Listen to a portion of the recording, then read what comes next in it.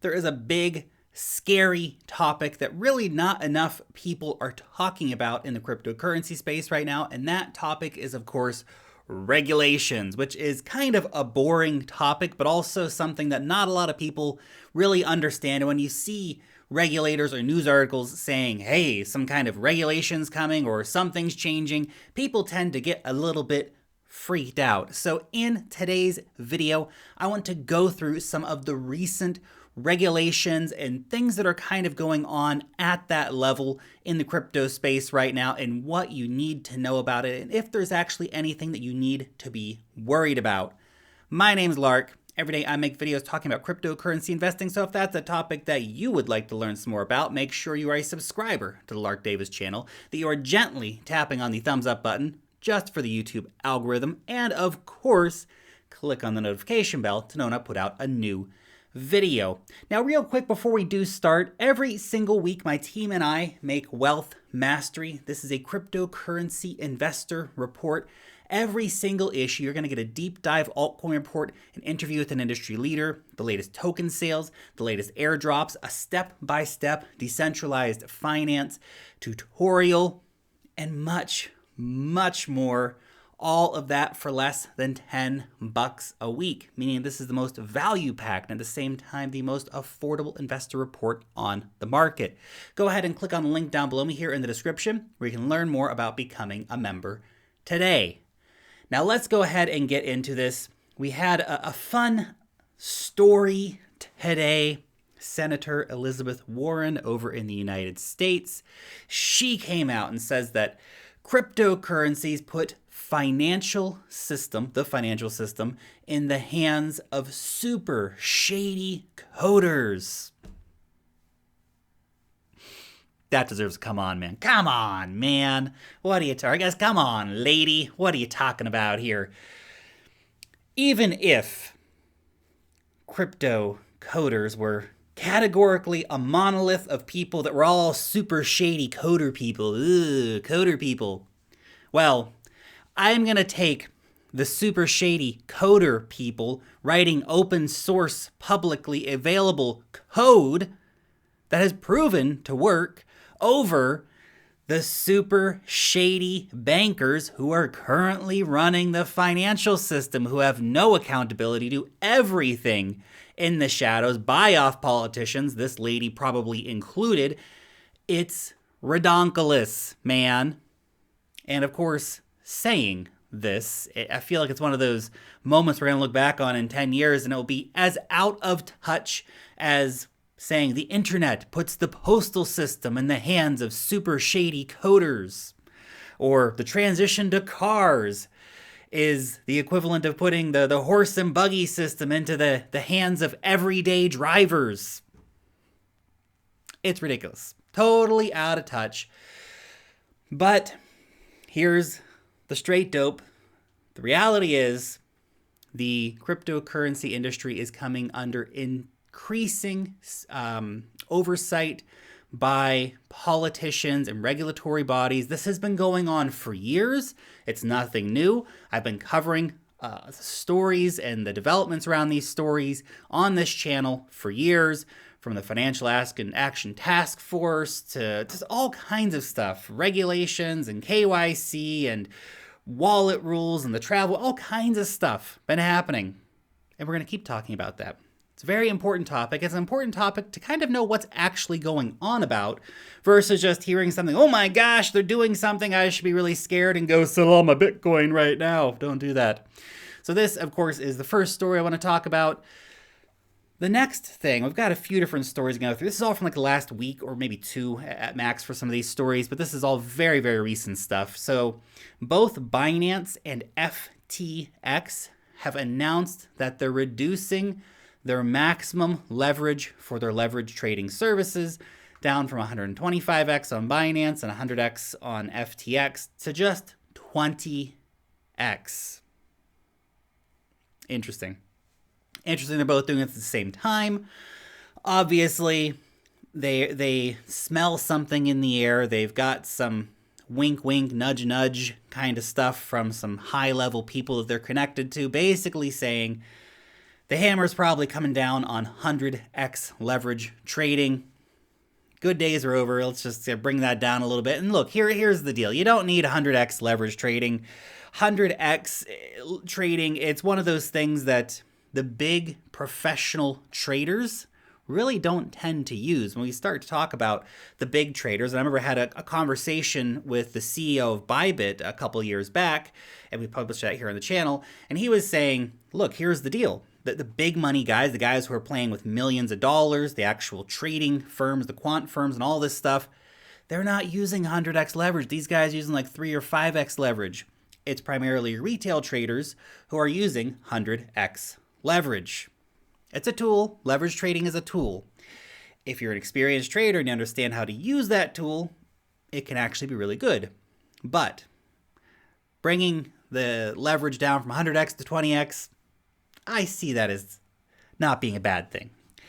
You know, the amount of people using 100x leverage is pretty small anyway. And okay, babe, you want your 50x leverage or your 25x leverage. Well, here's where the regulatory headwinds are blowing. 20x leverage may end up being the top of leverage for some time, at least on centralized platforms. You'll probably have decentralized trading protocols that are going to start popping up offering 100x, 1000x, 1 millionx leverage. Why not? Why not a million? Come on, let's just do a millionx leverage. Someone's going to do it. Just you wait.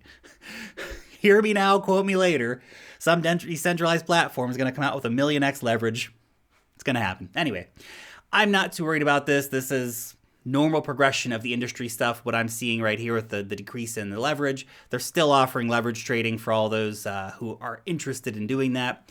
Then we had France coming out a few days ago saying they're calling for an EU-wide regulatory body for crypto. The hammer's coming. It's crackdown time. Not necessarily. Actually, France, interestingly, has been relatively a pro-crypto country. They've done quite a few pro-crypto laws over the last few years, including things like guaranteeing crypto companies access to bank accounts, which when it was passed in particular, that was a pretty forward-thinking law because honestly, a lot of countries still make it hard for companies, crypto companies, to have like access to regular banking services. You still need to pay your taxes and stuff like that. Right, if you're a company, so you still need to have access to the traditional banking infrastructure. And many countries make that very, very difficult, which is not cool by any means.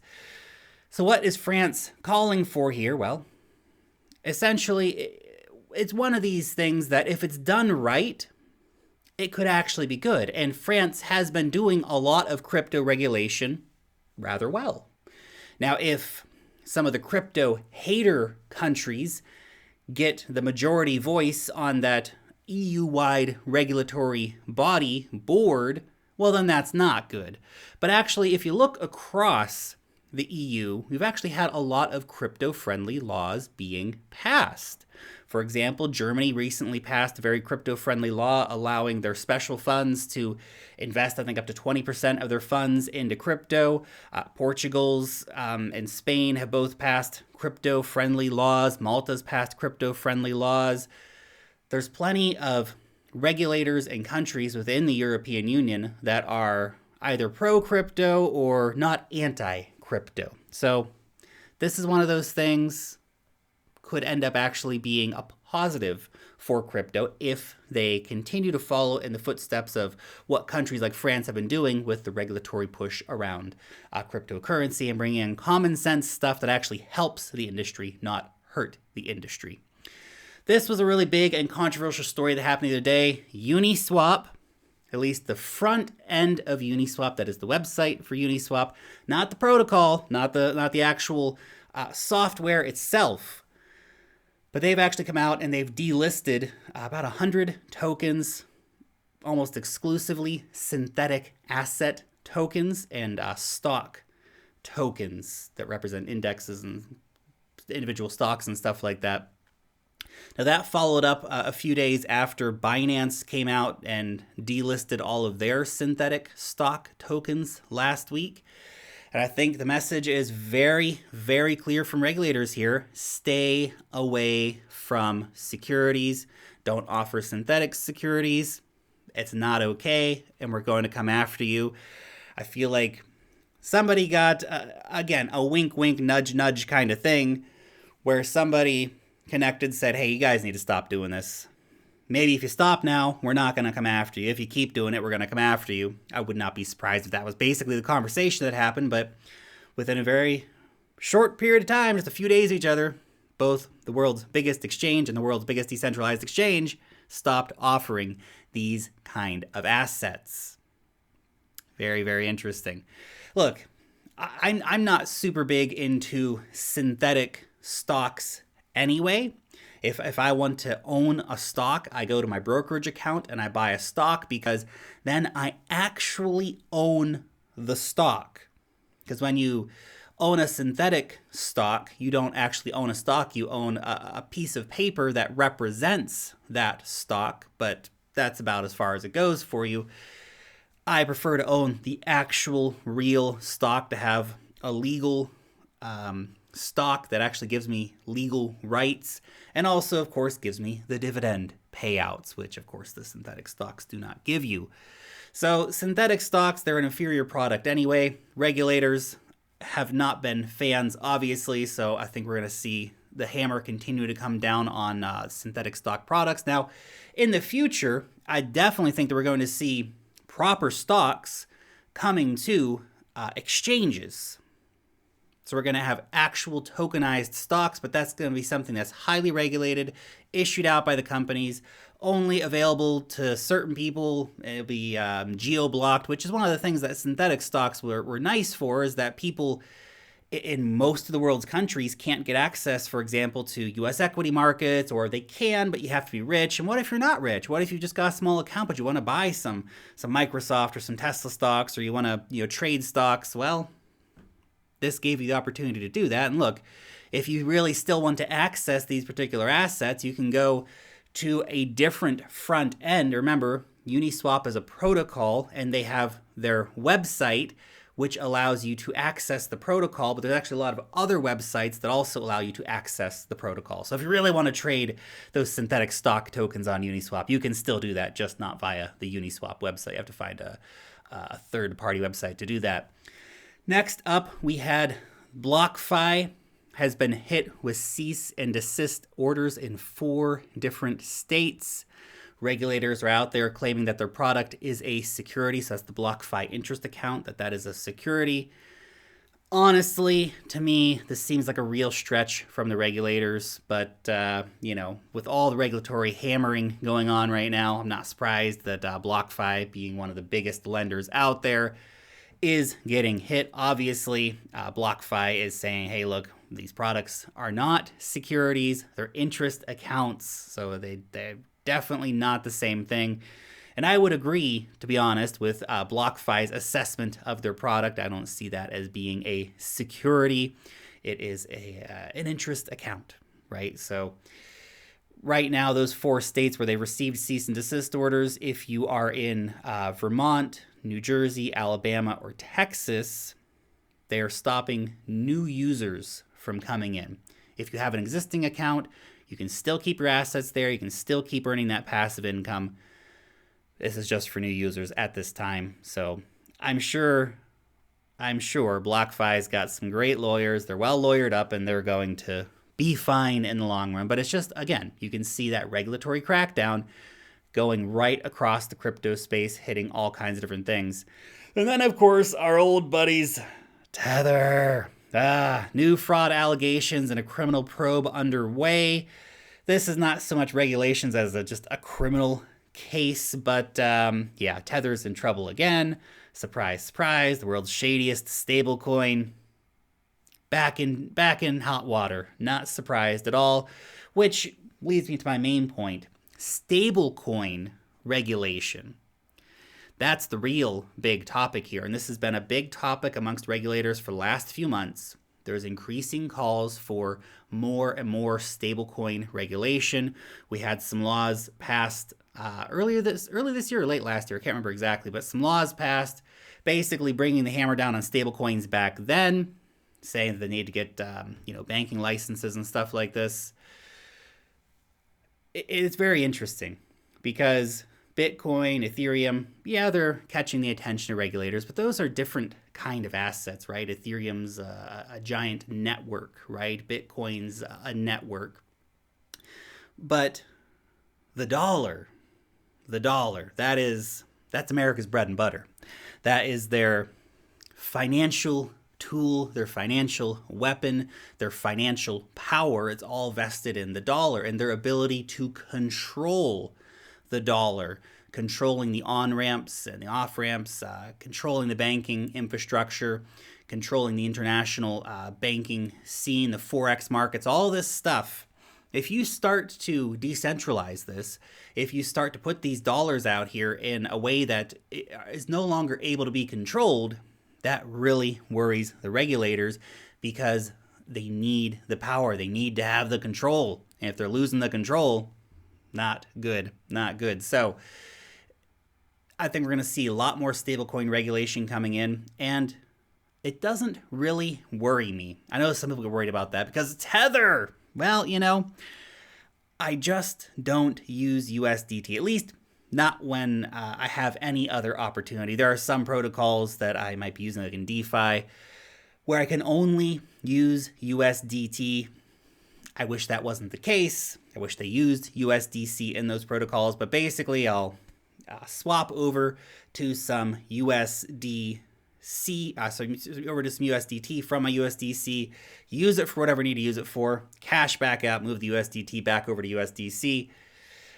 Because I think USDC, Paxos as well, these guys are playing the regulatory game. They're playing the compliance game. They're going to be just freaking fine. Tether, on the other hand, they just go from scandal to scandal to lawsuit to lawsuit.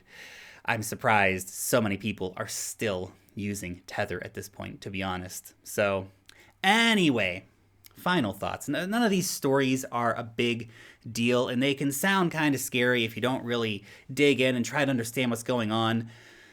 And look, politicians, most of them are pretty silly, right?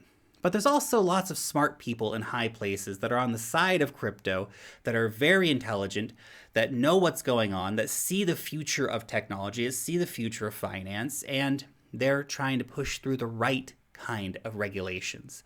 And the right kind of regulations, they actually help the industry.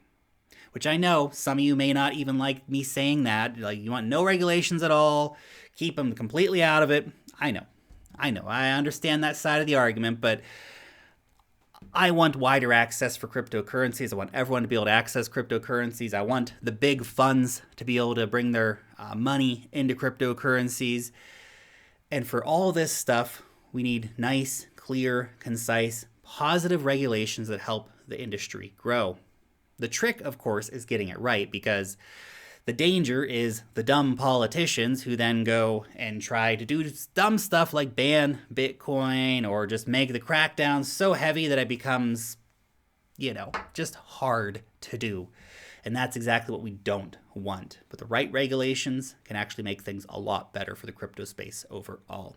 Anyway, those, of course, are just my 2 Satoshis. Your question for the day: are you worried about any of the stuff going on right now in the regulatory sphere? Or do you think that actually we're slowly but surely moving in the right direction? Let me know down below in the comment section. Thanks so much for watching today's video, and peace out till next time.